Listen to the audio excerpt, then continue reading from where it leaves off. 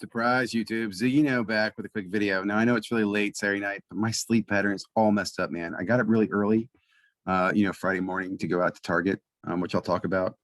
I'm going to give you a Target update. I'm going to give you a quick update on PSA, what's going on, what I'm doing, and what my thoughts are about grading, and what I'm also hearing from people in the hobby. And I'm going to close with some thoughts on content creation. Okay, so first of all, retail hobby. Yes, I made it. Some Donruss and some Prism basketball. Kids are happy. I've not opened it because I haven't seen my son yet. I'm also giving a box to a friend of mine at cost. I recommend more people do that. We got to be the ones who drive the prices down some of these products, man. Okay, stop. Like I was thinking about today. I think the first purchases you see going on eBay when the blaster goes for 200 and a LaMelo ball PSA 10 goes for 1800 is I think it's price fixing. I think someone's doing that like blowout. I think that's like blowout when they price fix by setting the card box at like $3,000 to see where the market is. I think that's what's going on. And then people will fall underneath that, but they always go back to the one company. Well, we get sold at 1700. Yeah, whatever. The first ones, just throw them out. We all know everybody's an educated buyer. Maybe we need more educated buyers. Okay, retail. So I like the system. It's been working for me. I've been there twice. I've been early to get there.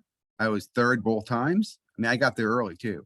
I think it'll be even earlier next week. I can see this could escalate to that we have to be there overnight. I understand. I'm fine with that. I can sleep in my car. I'm cool. I think what's also key is just the friendships, the people you meet, the way you treat people the way you want to be treated. For example, the other night I got there, I knew both guys who were already there, the two people who were there before me. And as new people showed up, I'd walk up and say hi and, introduce myself. Obviously they're there for sports cards, right? They're not there for anything else. So it's kind of a great place to meet people. In fact, I'm thinking maybe in the future we set up a little card exchange or card sales table right at 6 a.m. Because there's so many people showing up. And I'm going to keep hustling. I'll also say this. I've told some friends who know nothing about sports cards and look at me like I was crazy, but they also think it's awesome. They're like, did you have fun? I'm like, I had a great time, right? I did. I had fun. I'm an old man and I'm up in the middle of the morning and I'm out. One day it was freezing. The other day it was still cold. Going out to chase sports cards. It was fun. I enjoyed that. Do what you enjoy, man. And that's the thing. If you're doing it because you have to, like I can't pay my rent unless I get 3 prison boxes, or I can't go, you're a meth addict. That's a problem. But if you do it because you enjoy it, man. And if you want to sleep in, fine. Don't complain though about it. Okay. Oh, Target sucks. There's no retail. They have a system now. Go stand in line. Okay. Stay overnight. You can get your boxes. Anyway, I like it. I don't think it's going to last. I don't think it's going to last for a lot of reasons. I don't think every Target's enjoying it. Maybe I'm wrong. I hope it lasts. I really do, but I don't think it will. I also think, like, for example, I was there. I went in and bought my sports cards. I didn't buy anything else. I didn't buy groceries. I was ready to go home and take a nap or get to work or whatever it was. Right. Anyway, Walmart and Walgreens. I've heard both of them have hanger boxes. Anybody heard that?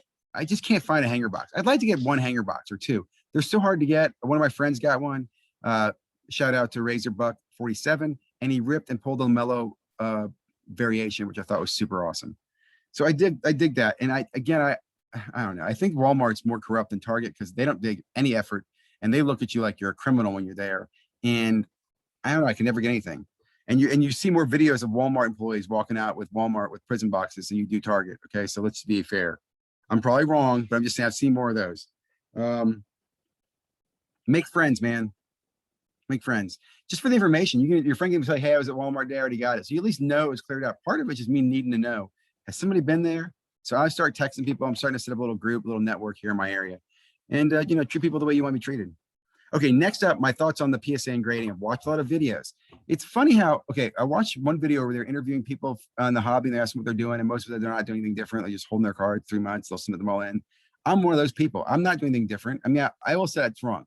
I'm not ripping anymore right now, but that's for other reasons. But if I had a card right now that I wanted to grade, like if we rip something out of the prison box, I'm not going to rush it. There's nothing in that in this retail box here that I could pull that I'd want to spend $300 to grade.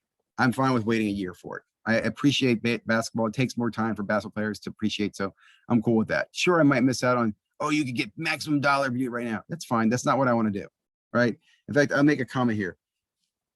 When you see those, LaMelo balls hit the eBay with low pop counts,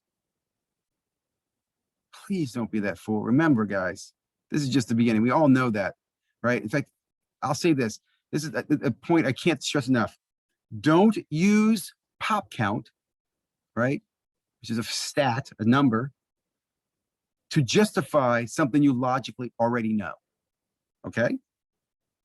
I mean, not to justify, but to counter justify, to counteract something you already know. So in other words, if you know that there's going to be a lot of the mellow ball prisms created, if you look at Zions and you go, hey, they're selling for 150 right now. Okay, when they first came out, there were 60. I think they actually were a couple hundred. Then they settled around 60. Now they're 150. You look at that historical information. You know, and you also know how many they made of Zion because they made more products, right, last year. And then you look at Luca and so forth. Oh my goodness. Don't use a low pop count to justify you doing something you know there's going to be a lot of. Does that make sense? So again, stick to the basic logic things. Okay. There's a lot of cards being made. Okay. Not all of them are 10s. I understand. Okay. But the first ones in low pop counts aren't going to stay low for a long time. And when you find some cards that are older that have low pop counts, you should also ask yourself, why do they have a low pop count? Right? Is it some abstract card that had a low print run? Or is it just maybe something nobody was grading because it's just a dumb card, or nobody, it wasn't on the radar. Maybe you found a gem, but think about that. Okay. It's very, very important. Another thing I'll say, okay, with the whole PSA thing, I feel like when July 1st comes, it's going to be a rich man's only, right? I feel like PSA is Cartman land. If you follow South Park, when Cartman wins $1 million, he buys the amusement park, so only he can get into it because he doesn't like lines. I feel like that's what's happened. PSA has been bought in by the elite. Only the elite can get in with their $300. And I think only the elite will get in as we move forward. I think they'll come back with some tiering system. Something will be difficult that's not going to make me happy on July 1st. I suspect that. And I don't blame them. I understand they're a business. Remember that they're in business. They're not collecting. They're in a business. But I suspect that. And I also want to point out, they're going to get pummeled regardless of what. If they tiered it, they said, we're only taking the first 1 million cards. The 1 million cards will be there right away, right? There's not going to be some loss of the demand in grading cards. Okay. That hasn't changed, right? In fact, it's still probably on an incline. What I have seen though, if I was talking to people at Target and other places, and the number one card, in my opinion, that can gain ground is HGA. And they've done well because they put a governor on what they can do, right? They only take in, let's say, I think it's 2,000 cards a week, and then they've added that. But let's say it's 2,000 cards a week, and they're going to scale up. They can look at this whole year and go, we're going to take 2,000 here, 4,000 here, 5. They can plan their entire year on hiring everything because they promised that, and they're going to give a promised delivery. That's a strong position they're in, right? They're not SGC or BGS, and these guys just leaving you like, oh, we could take it all. And then they get pummeled and then give you lies, right? So it's going to be interesting. And why I think that's important, guys, is HGA and their ability to be popular and to sell for value is proven that wizards aren't important in the current market. Now, I will say that again. Wizards are not important in the current market. Now, what I mean by that, 10 years from now, if you open up a card and it was a HGA slab or a PSA slab, I think you're going to look back on this era and go, well, they were using this AI, blah, blah, blah, blah, blah, whatever. And you look at PSA and go, well, they had wizards doing it and they were well respected because the wizards had this historical great. I think the PSA one's going to hold more value because I think people still like wizards. Don't get me wrong, right? I'm going back to logic and everything. But so what I'm saying to you right now is I suspect nothing will change in PSA that's going to make you happy. Don't expect to be happy.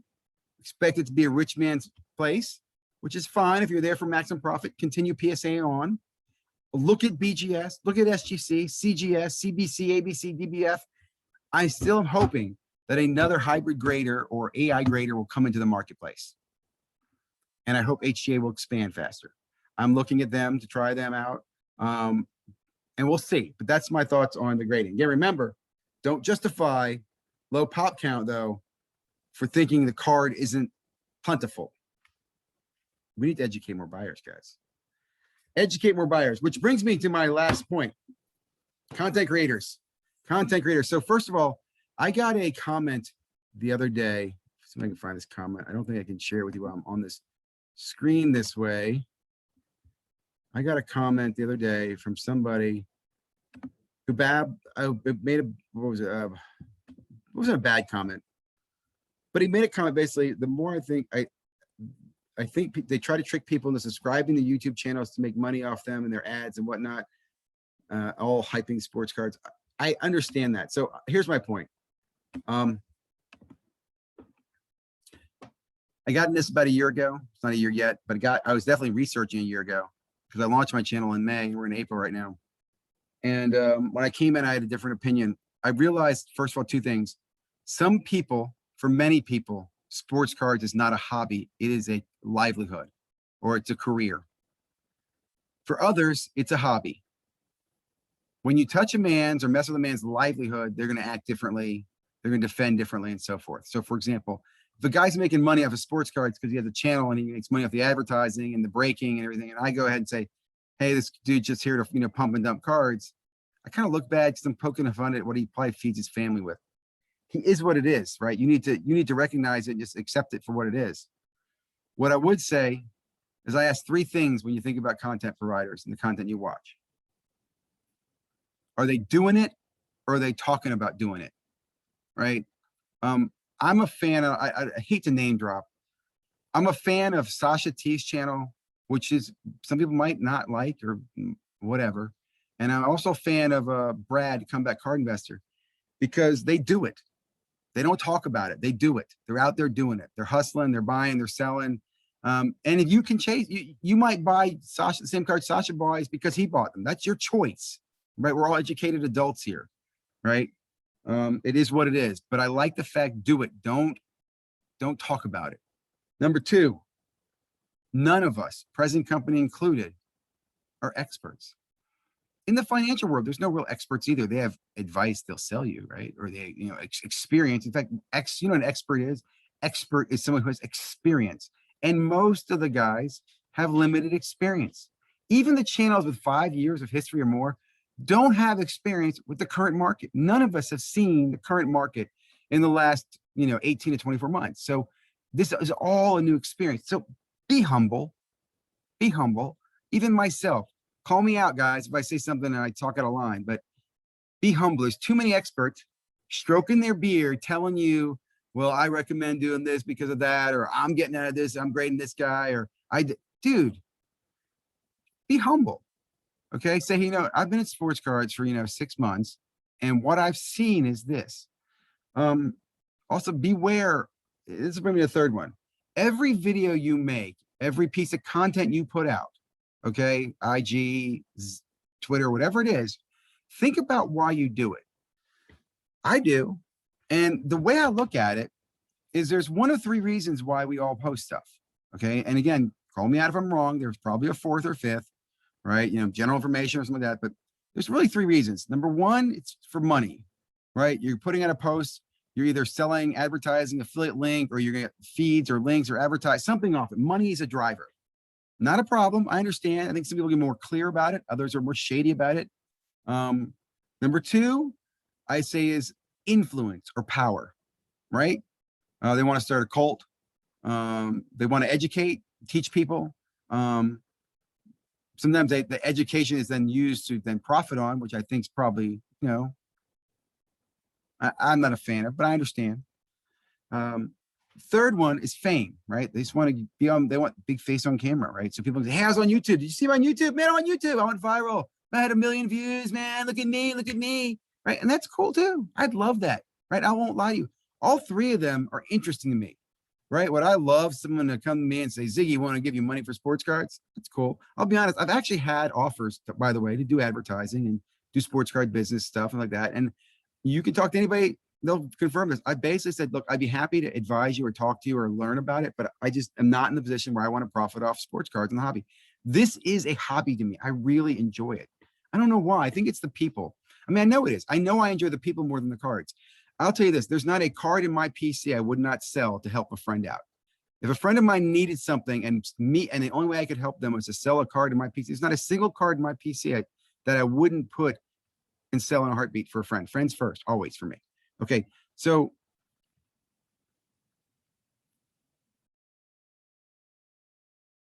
be humble.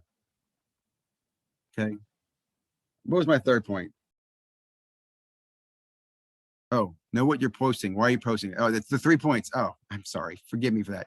So again, fame, influence, money, or influence. That's how we all do it. So be honest on why you're posting your video and tell people that, right? Hey, I'm putting this video, I want my channel to be really popular because I want to have thousands of subscribers. We have these ads and I'm making this much money on my ads. These ads help fund my ability to buy more boxes that I put on the channel for you. That's great. I understand that. You have ads and you use the money to buy content, buy stuff that you can break on the channel. That's cool. Tell me that. I think it's kind of, there's some channels. I mean, it's pretty clear that's what they're doing, right? They're breaking and they're using their ad dollars to do that. But be honest. Another channel, I'll again, I think I mentioned earlier, with Brad, Combat Card Investor. I like the fact he actually shared with you how much money he makes on his advertising from YouTube. I don't monetize my channel. I could, I don't. I have no interest in doing it. But I'm always curious. And it's interesting to see that, hey, you can actually make some good money off this YouTube stuff. That's cool. Not my plan right now, not for this channel. I think that's it. I think I've ranted enough. I think I've explained. Oh, last point. Ziggy, so why are you doing it? I'm doing it for influence. I want to educate people. I want to help people. I want people to know me, to see me, and ask me what my opinion is, so I can give them my opinion with experience and without a bias where I'm trying to profit off of my opinion. I also like to help connect people, help people out. I want to be a trusted advisor, right? That's really where I look at my position in the hobby. I want to be someone you watch his channel because you're like, Ziggy's got to take, let me listen to his opinion. I'll give you a pretty brutal, honest opinion most of the time. And I'll even say this, I understand. I try to empathize every side of the game, right? So anyway, I babbled. I had a little brain fart there. Hope you guys stuck around. If you haven't already, fuck it, subscribe or don't. Oh, I dropped the F-bomb. Hey, it's not a kid's channel anyway.